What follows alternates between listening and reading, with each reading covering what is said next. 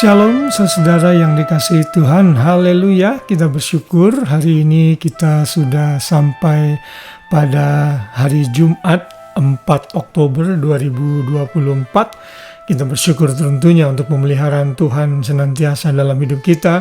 Sekali lagi, kalau saudara diberkati dengan renungan ini, silakan bagikan forward kepada sebanyak mungkin orang dan subscribe kepada channel GB Immanuel sehingga kami bisa terus memberkati dan mengupdate pelayanan kami, video-video baru kami kepada saudara yang mengikuti perkembangan pelayanan kami.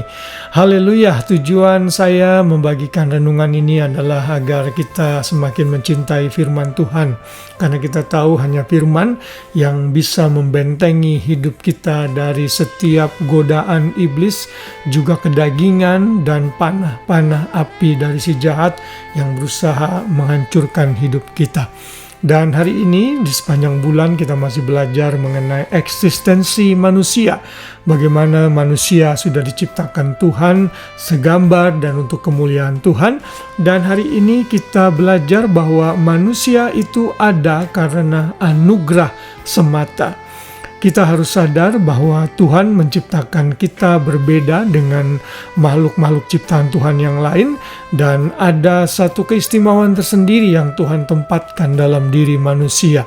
Dan hari ini kita belajar bahwa manusia bisa eksis dan ada sampai saat ini, bahkan rencana Tuhan itu sungguh luar biasa bagi manusia karena Tuhan menganugerahkan hidup kepada manusia. Mari kita membaca dalam Mazmur pasal yang ke-8 ayat yang ke-5. Dalam beberapa kitab saudara mungkin tertulis ayat yang ke-6, tapi ayat ini berbunyi demikian. Apakah manusia sehingga engkau mengingatnya? Apakah anak manusia sehingga engkau mengindahkannya? Ini tentunya adalah ayat yang menjadi pertanyaan dari penulis kitab Mazmur yang bertanya kepada Tuhan, mengapa Tuhan itu begitu mengasihi manusia sedemikian rupa. Ini adalah ditulis oleh Daud. Daud menyadari kemuliaan Tuhan atas seluruh bumi, dan dari kemuliaan Tuhan itu terpancar saat Tuhan menciptakan dan menjadikan manusia. Ayat paralel yang lain bisa kita jumpai di dalam Ayub 7 ayat 17 yang menyatakan, apakah gerangan manusia sehingga dia kau anggap agung dan kau perhatikan. Wow, luar biasa sekali karya Tuhan atas manusia.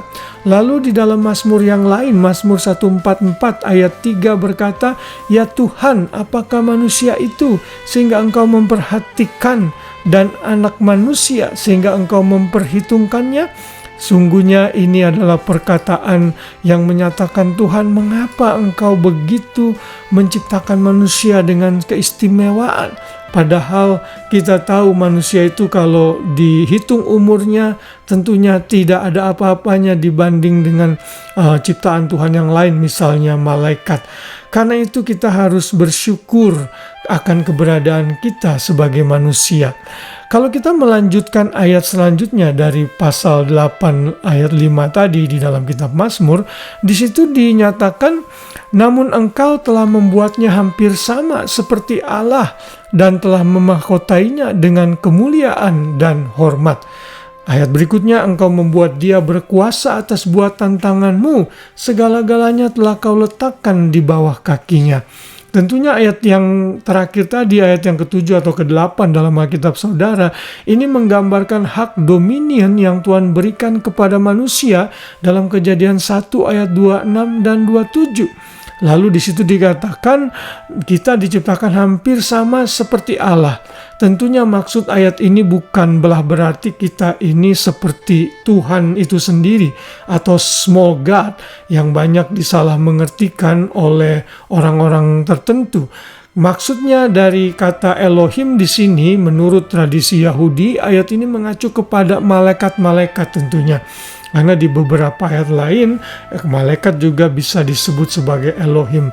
Artinya, kita ini memang dalam hal tertentu lebih besar atau lebih mulia dari malaikat. Contohnya, malaikat saat jatuh dalam dosa, tidak ada rencana penebusan bagi mereka. Sedangkan manusia saat jatuh dalam dosa, Tuhan menebus. Namun dalam hal-hal yang lain kita ini kalah jauh dengan malaikat. Malaikat itu makhluk roh yang bisa travel dengan demikian cepat. Dan mereka juga memiliki power luar biasa seperti yang dicatat dalam beberapa ayat di Alkitab.